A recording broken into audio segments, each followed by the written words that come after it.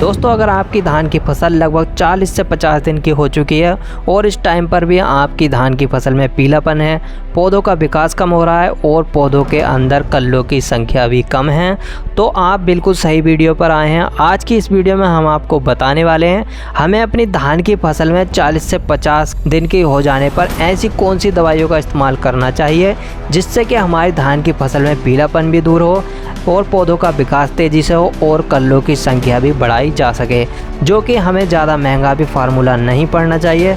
तो आज हम इसके बारे में आपको बताने वाले हैं। तो मैं हूं आपका दोस्त और होस्ट रियाजुल मंसूरी और आप देख रहे हैं आपका अपना YouTube channel farming Mussoorie channel. तो चलिए शुरू करते हैं बिना देरी किए।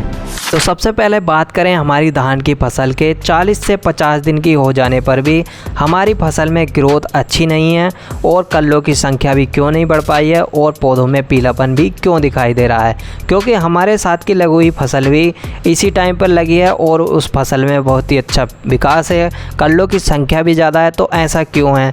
तो जैसा कि आप सभी लोग जानते हैं कि हमारी धान की फसल को बहुत सारे न्यूट्रिएंट्स की आवश्यकता होती है। अगर आप अपनी फसल को सही समय पर इन न्यूट्रिएंट्स की पूर्ति नहीं कराते हैं तो आपकी फसल में ग्रोथ कम देखने को मिलेगी, कल्लों का विकास भी कम होगा और आपकी फसल में पौधों में पीलापन दिखाई देगा और पौधे पीले होकर गट्टे भी रह जाते हैं। तो इसलिए हमें सही समय रहते हुए सभी न्यूट्रिएंट्स की पूर्ति कराना आवश्यक होता है। अब देखिए दोस्तों, जैसा कि 40 से 50 दिन की हमारी फसल हो चुकी है और अब हमारे पास टाइम भी कम है, तो इसलिए हमें कोई भी दानेदार दवाई का इस्तेमाल अपनी धान की फसल में नहीं करना है। तो इस समय पर हमें अपनी फसल में स्प्रे का इस्तेमाल करना है। जो भी देने वाले हैं हम स्प्रे में ही अपनी फसल को देने वाले हैं, क्योंकि स्प्रे के रिजल्ट बहुत ही जल्दी आपको आपकी धान की फसल में देखने को मिल जाएंगे, जिसकी वजह से आपकी फसल में ग्रोथ भी जल्दी हो जाएगी और कल्लों की संख्या भी तेज़ी से बढ़ जाएगी। तो स्प्रे में आप क्या क्या ले सकते हैं हम आपको बता देते हैं। स्प्रे के तौर पर आप बायर कंपनी के एम्बिशन का इस्तेमाल कर सकते हैं। इसके अंदर आपको एमिनो एसिड, फॉलिक एसिड और माइक्रो न्यूट्रिएंट्स मिल जाते हैं, जो कि आपकी धान की फसल में पीलेपन को दूर करता है, माइक्रो न्यूट्रिएंट्स की पूर्ति कराता है और कल्लों की संख्या को बढ़ाने में मदद करता है। और किसान साथियों, 300 ml एम्बिशन का इस्तेमाल आप 150 लीटर पानी में घोल बनाकर अपनी 1 एकड़ की फसल में कर सकते हैं, यानी 2 ml पर लीटर के हिसाब से इसकी डोज आप रख सकते हैं। और दूसरी दवाई जो इसी के साथ आपने इस्तेमाल करनी है अपनी फसल में, वो है 19-19-19। इसके अंदर आपको 3 तत्व देखने को मिल जाएंगे, नाइट्रोजन, फास्फोरस, पोटास। क्योंकि दोस्तों हमारी धान की फसल लगभग 40 से 50 दिन की हो जाती है, तो इस समय पर हमारी फसल को तीनों तत्वों की दोबारा से ज़रूरत होती है। तो इसलिए हमें अपनी धान की फसल में इन तीनों तत्वों का भी स्प्रे में इस्तेमाल करना चाहिए। अब अपनी 1 एकड़ की फसल के लिए कितनी मात्रा हमें लेनी चाहिए? तो 1 एकड़ की फसल के लिए आप 2 किलो 19-19 का इस्तेमाल अपनी फसल में कर सकते हैं।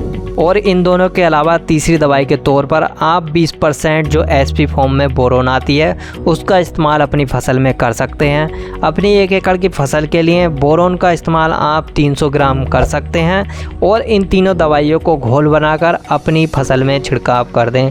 दोस्तों ध्यान रहे, स्प्रे करते समय आपकी धान की फसल में पानी भरा हुआ नहीं होना चाहिए।